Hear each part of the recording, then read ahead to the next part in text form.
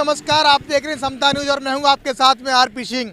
हमारे साथ आप देख सकते हैं बहुजन मीडिया के तमाम पत्रकार साथी हैं जो दिन और रात अपनी धरातल पर जिस तरह से वो मेहनत कर रहे हैं। मीडिया, मैन मीडिया, जो गोदी मीडिया कही जाती है, वह उन खबरों को कभी दिखाती नहीं है मुखरता से। उन खबरों को जो गोदी मीडिया छुपाती है, उन खबरों को जिस तरह से वो छुपाने में लगी हुई है, वहीं उन खबरों को वह बहुजन समाज के यानी बहुजन मीडिया बड़े ही संघर्ष के दौर में, बड़ी परिस्थितियों के दौर में, बड़े जो कहते हैं कि संसाधन विहीन होने के बावजूद में भी बहुजन समाज के तमाम पत्रकार साथी मुखरता से वो उठा रहे हैं। देख सकते हैं यहाँ पर हमारे साथ में यहाँ बादल एक्सप्रेस के संस्थापक हैं जो कि दीपक बौद्ध जी हैं, जो मुरैना से हैं, और हमारे साथी हैं पराग महेंद्र जी जो नेशनल चौपाल से हैं, और इधर में हमारे भाई संदीप भाई जी हैं जो कि वह भी नेशनल चौपाल से। और मुझे तो आप जानते ही होंगे, और मैं आरपी सिंह, और हमारे कैमरामैन साथी हैं जो कि इंडिया वन थिंक एक यानी कि भारत एक सोच नाम से जो चैनल चलाते हैं, उनका नाम है जितेंद्र बौद्ध। अरे हम इनसे जान लेते हैं एक बार।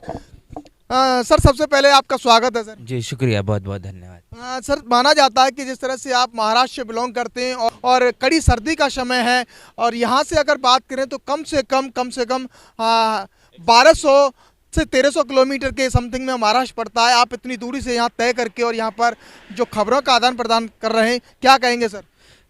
ये बहुत अहम हो जाता है क्योंकि हम अपने आप को बहुजन मीडिया कहते हैं, और बहुजन मीडिया के कहने के में ही वो चीज़ें जुड़ जाती है कि जो मेन स्ट्रीम के मीडिया के पास में आसानी से चीज़ें अवेलेबल हो जाती है। आपने शुरुआती दौर साधन संसाधन को लेके चीज़ें कही है, तो इन तमाम तकलीफ़ों का सामना हमको करना ही पड़ेगा। और ये हम इसको किसी को एक तरीके से संघर्ष भी नहीं मानते, क्योंकि इसके कंपैरिजन में हमारे जो बहुजन महापुरुषों ने जो चीज़ें हमारे लिए की है, उन्होंने उतनी विपरीत परिस्थिति में वो चीज़ें करके दिखाई है कि जहाँ पर हम कल्पना नहीं कर सकते। आज भले ही हमारे पास में गाड़ी है जहाँ से हम जा पा रहे हैं, चीज़ें पहुँचा पा रहे हैं, थोड़े बहुत संसाधन है उसमें काम करने की कोशिश कर रहे हैं, लेकिन इसको विपरीत परिस्थिति है कि आज ये रात के तकरीबन 10 बज रहे हैं और नेशनल हाईवे 148 पर हम खड़े हैं। कुछ लाइट हमको मिली, वो लाइट में हम शूट करने की कोशिश कर रहे थे, लेकिन यहाँ पर भी कहीं मनुवादी षड्यंत्र कर रहा है ऐसा लग रहा है, और वो लाइट भी चली जा चुकी। तभी जो मोबाइल का टॉर्च है उससे हम बातचीत कर रहे हैं। तो वह शुरुआती दौर पर मैंने जो बात कही कि विपरीत परिस्थितियां हैं, लेकिन डटे रहना, काम करना, बहुजन समाज के लिए उनकी खबरों को पहुंचाना, ये हमारी नैतिक जिम्मेदारी है। और बाकी की जो जिम्मेदारी है वो हमारे दर्शक है, वो अपनी जिम्मेदारी नहीं। सिंपल सी एक बात है कि मेन स्ट्रीम का मीडिया बना ही इसीलिए है कि इस देश के जो बहुसंख्यक बहुजन समाज है उनकी तमाम सच्ची तस्वीरों को दरकिनार करे। ये एक लंबा इतिहास है। देखिए, लाइट भी आ चुकी है। तो एक लंबा इतिहास किस प्रकार है कि अगर शुरुआती दौर पर इतिहास के अंदर में देखा जाए तो बाबा साहब मूक नायक जब शुरुआत करते उस समय तमाम जो कांग्रेस के तरफ से, मनुवादी लोगों के तरफ से, लोकमान्य तिलक, गांधी के तरफ से जो शुरुआत किया गया केसरी था। बाबा साहब चाहते थे कि उस केसरी के अंदर में मूक नायक की एडवर्टाइजमेंट जाए। भले ही ज़्यादा पैसा देकर बाबा साहब करना चाहते थे, लेकिन उसके बावजूद भी मूक नायक की ऐड नहीं दी गई केसरी के अंदर में। तो आप समझ पा रहे हैं कि शुरुआती दौर पर हमारे बहुजन महापुरुषों को अपने मीडिया को खड़े करने के लिए तकलीफ दी गई। बाबा साहब को भी आर्थिक तरीके से तंगी का सामना करना पड़ा।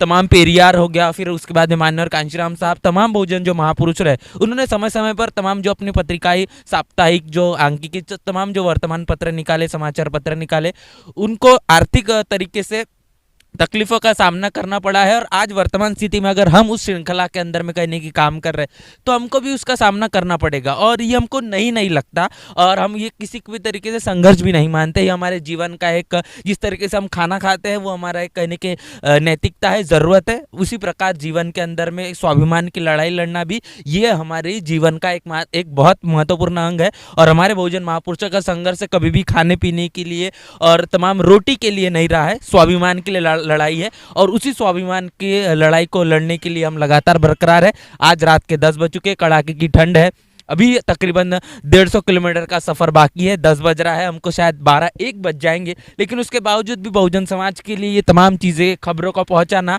ये ज़रूरी है। और अगर ये हम नहीं दिखाएंगे, अगर हम अपने आप को पढ़ा लिखा मानते हैं या फिर हम अपने आप को एक बुद्धिजीवी मानते हैं या फिर हम मानते हैं कि तमाम जो बहुजन महापुरुषों की बदौलत हमारी ज़िंदगी के अंदर में अगर परिवर्तन हुआ है, तो हमारा जो टाइम है, हमारा जो टैलेंट है, हमारा जो ट्रेजर है, अगर इस विचारधारा के लिए, एक मिशन मूवमेंट के लिए नहीं लगेगा, तो मुझे नहीं लगता है कि हमारा जीवन है वो कोई अर्थपूर्ण हो सकता है। जी, हम लोग करौली से निकले थे। करौली से अभी तकरीबन हम लोग 6 बजे शाम के निकले थे, अभी तकरीबन 10 बज चुका है और आने वाला समय भी आई थिंक मेरे हिसाब से 12-1 बज जाएगा। और क्योंकि 150 किलोमीटर का और सफ़र बचा हुआ है, तो हमने कितना किलोमीटर सफ़र किया होगा। हमारे साथ में दीपक जी है, दीपक जी लगातार ड्राइव कर रहे थे, उनसे भी आप जरूर पूछ लीजिए। तो आप देख रहे हैं, देख सकते हैं कि यहाँ मेरे साथ में नेशनल चौपाल से भाई पराग महेंद्र जी मौजूद हैं, जिन्होंने हमारे साथ में यहाँ पर दीपक भाई जी मौजूद हैं जो कि बादल एक्सप्रेस से हैं। सर, जिस तरह से आप देख रहे हैं कि लगातार आप भी और गाड़ी चला करके हम लोगों का पूरा सपोर्ट करके और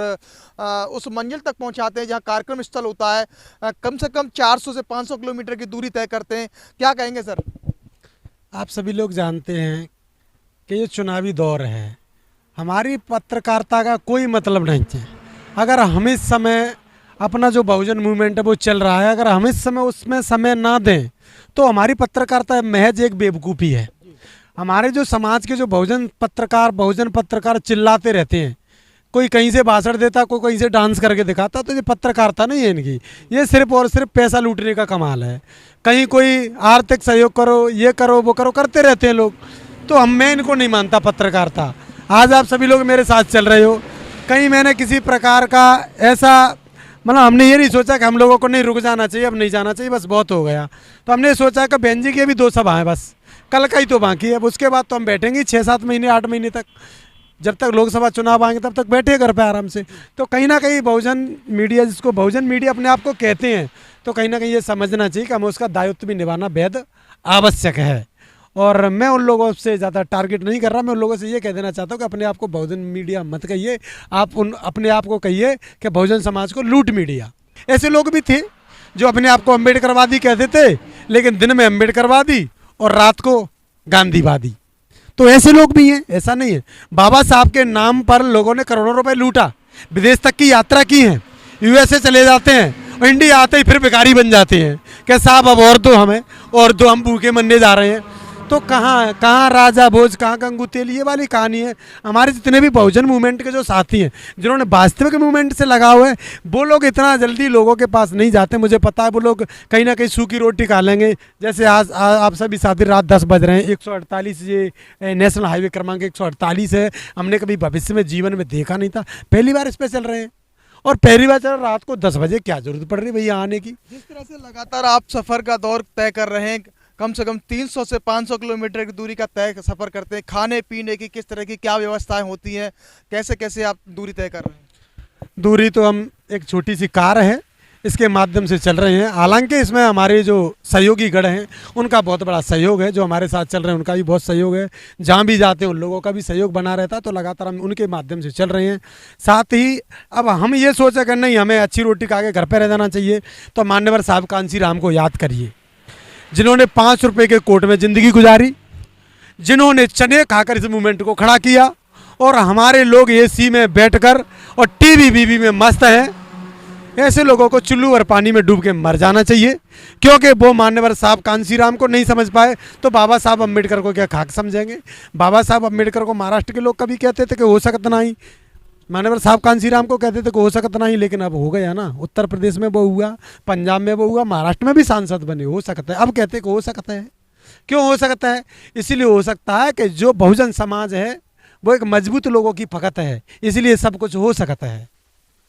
तो आप देख रहे थे लगातार जो बहुजन समाज के जो कुछ पत्रकार साथी हैं वो आप लोगों तक पहुंचाने का काम कर रहे हैं, और आपका काम बनता है, आपका कर्तव्य बनता है कि ऐसे पत्रकार साथियों का हौसला बढ़ाने का, ऊर्जा देने का। मेरे साथ में यहाँ संदीप भाई भी मौजूद हैं जो कि नेशनल चौपाल से हैं, और उनसे भी एक बार हम बात करने की कोशिश करते हैं कि आखिर में जिस तरह से वो 1200 से 1500 किलोमीटर की दूरी तय करके और यहाँ पर वो मध्य प्रदेश और राजस्थान में आप लोगों की जो खबर है वो आप लोगों तक पहुँचा रहे हैं, यानी पार्टी की हो या पीड़ित आवाज हो या धरातल पर किसी तरह की घटनाओं को लेकर क्या कहेंगे? सबसे पहले स्वागत है सर आपका। धन्यवाद। देखिए बसपा जो है वो नेशनल पार्टी है, मैं एक बात बताना चाहूँगा आपको। और नेशनल पार्टी होने के नाते उसको मेन स्ट्रीम की मीडिया ने फोकस करना चाहिए। अभी मैं आपसे एक सवाल करूँगा कि हमने इतनी रैलियाँ कवर की, एक नेशनल मीडिया बता दीजिए जिसने बहुजन समाज पार्टी के कार्यकर्ताओं का जो वहाँ भीड़ आती है उसका पब्लिक ओपिनियन लिया हो? लिया है? बिल्कुल भी नहीं लिया। बिल्कुल भी नहीं लिया। तो इससे ये समझता है कि इस देश का जो मीडिया है मेन स्ट्रीम, जिसे हम मनुस्ट्रीम मीडिया भी कहते हैं, वो एक नंबर का जातिवादी मीडिया है। अगर वो नहीं है, नहीं रहता तो वो पब्लिक ओपिनियन लेता, वहाँ आते हैं ये लोग, लेकिन कैमरा लगा के एक 30 सेकंड की क्लिप चला के उतना बड़ा क्राउड को वो यानी नज़रअंदाज कर देते हैं। तो ये इसका ये है। और बहुजन समाज का जो मीडिया है वो बहुजन समाज की सामाजिक, राजनीतिक और जो धार्मिक खबरें हैं उसको हम देने का प्रयास कर रहे हैं आज के तारीख में, जो सोशल मीडिया के जरिए। मेन स्ट्रीम मीडिया या देश की मीडिया है, जिस तरह से हम देख रहे हैं कि वो लोग आते हैं और जहां जो मेन पॉइंट होते हैं उनको दबा करके कुछ तत्वों को उसमें से निकाल करके केवल ट्रोल करने में लगे रहते हैं। तो इस पर आपका क्या कहना है? कैसे पीड़ित परिवार वो उन लोगों की जो अपेक्षा है, उम्मीद है कि वो हमारी आवाज़ को वो प्रशासनिक अधिकारी हो या राज्य सरकार हो या केंद्र सरकार हो, उन लोगों तक वो पहुंचाने के क्या वो कारगर साबित हो सकते हैं? देखिए, मैंने पहले ही कहा कि वो जातिवादी मीडिया है। ये आज के नई इतिहास के अंदर भी जब हम देखते हैं तो बाबा साहब के समय में भी, महात्मा फुले के समय में भी, पेरियार के समय में भी, और यहाँ तक कि मान्य और कांशीराम साहब के समय में भी उन्होंने यही काम किया है। जिस बहुजन मूवमेंट को ब्लैकआउट करने का काम किया है, वो ब्लैकआउट करते हैं और हमारा काम है सामने लाना, उनका काम है छुपाना। यही, और उनसे हम बहुजन समाज ने तो यानी उनके तरफ उनको नज़रअंदाज ही करना चाहिए। और बहुजन समाज की जो मीडिया है, आपकी समता न्यूज़ हो गया, नेशनल चौपाल हो गया, बादल एक्सप्रेस हो गया, और बहुत सारे चैनल्स हैं हमारे जिसको देखना चालू करना चाहिए। और बहुजन मीडिया ही सच्ची खबर दिखाता है, बहुजन मीडिया ही सच्ची खबर दिखाता है। आज के तारीख में आप देखिए, वो सिर्फ टीआरपी के लिए काम करते हैं, और हम जो है लोगों तक पहुंचते हैं, लोगों की जो ज़मीनी हकीकत है वो पहुंचाने की प्रयास करते हैं। उनका जो सच्ची खबर है वो बहुजन समाज तक पहुंचाने की प्रयास करते हैं। तो आप देख रहे थे, मेरे साथ में थे भाई संदीप जी, जो कि महाराष्ट्र चल करके मत पार्टी की जो ताबड़तोड़ रैलियां चल रही हैं, बसपा सुप्रीमो बहन जी इन रैलियों को संबोधित कर रही हैं। वहीं इन चुनावों के बाद में, यानी कि विधानसभा 2023 चुनाव के बाद में अब लोकसभा चुनाव की तैयारी होगी। और हमारे साथ में यहाँ जान लेते हैं एक बार कि इंडिया वन थिंक के यानी कि पत्रकार साथी हैं जितेंद्र बौद्ध जी, जो कि यूपी से चल करके आए हैं। स्वागत है सर आपका। बहुत बहुत धन्यवाद सर, जिस तरह से आप संसाधन विहीन होने के बावजूद में भी और लगातार जो खबरों को आप मेहनत करके जिस तरह धरातल से लेकर के लोगों तक आदान प्रदान पहुंचा रहे हैं, हम ये कहना चाहते हैं कि जो मनुवादी मीडिया है, जो बहुजन समाज की आवाज़ बिल्कुल नहीं उठाती है। अब चाहे जौन सा मुद्दा ले लें, अभी औरैया ज़िला में एक बहुत बड़ा कांड हुआ था, ये ठाकुर मास्टर ने एक दलित छात्र को बेरहमी से पीटा था, उसकी मौत हो गई थी। यानी कि बहुजन मीडिया ने उसे बहुत सोशल मीडिया से तूल पकड़ा करके मुद्दा को बहुत हाईलाइट किया था। उसे रामजी गौतम कहें, उन्होंने उसे अपने ट्विटर हैंडल से ट्वीट किया था, तो उसको लिया गया था, लेकिन उस पर कोई अभी तक एक्शन नहीं हुआ।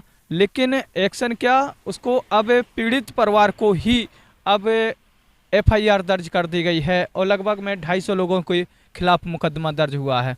अब ऐसे ही देख सकते हैं, लगातार दलित समाज को दबाया सताया जा रहा है। जो वर्तमान सरकार जो चल रही है बहुजन समाज के खिलाफ है।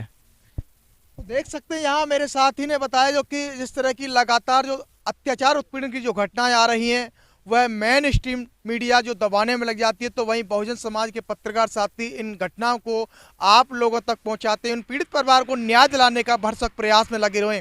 इस वक्त हम बता दें आपको कि NH 148 रोड है जो कि नेशनल हाईवे है और रात्रि का बज चुका है। आपको बता दें 10:15 हो चुके हैं, रात्रि का वक्त है और हम करौली से निकल करके आए हैं। करौली में बहुजन समाज पार्टी की जो रैली थी और उसके बाद अब हम पहुंच रहे हैं झुंझुनू यानी कि खेतड़ी में। खेतड़ी में कल बहन जी एक बड़ी चुनावी रैली को संबोधित करेंगी, उसको कवरेज करने के लिए हम लोग और कम से कम मान लीजिएगा 300 से 350 किलोमीटर की दूरी तय करके हम लोग वहाँ पहुँच रहे हैं। रात्रि का 10:15 बज चुका है। लोग किस तरह से यहाँ पर देख सकते हैं कि वह दिन और रात कड़ी मेहनत करके आप लोगों तक खबर पहुँचा रहे हैं। अगर आप हमें YouTube पर देख रहे हैं तो YouTube चैनल को सब्सक्राइब करें और अगर फेसबुक पर देख रहे हैं तो फेसबुक पेज को फॉलो करें। इंस्टाग्राम और ट्विटर पर भी हम बने हुए हैं। फिर आएंगे एक नई वीडियो के साथ में, तब तक के लिए नमस्कार, जय भीम। इस खबर को देखने के बाद क्या है आपकी राय, नीचे दिए गए कमेंट बॉक्स में दीजिए अपनी राय। ऐसी तमाम बड़ी खबरों को देखने के लिए जुड़े रहिए हमारे साथ। खबर अच्छी लगे तो लाइक कीजिए और शेयर कीजिए और हाँ, चैनल को सब्सक्राइब कर घंटे वाली बटन को दबाना ना भूलिए। फिर आते हैं आपके बीच कुछ खास खबरों के साथ, तब तक के लिए नमस्कार, जय भीम।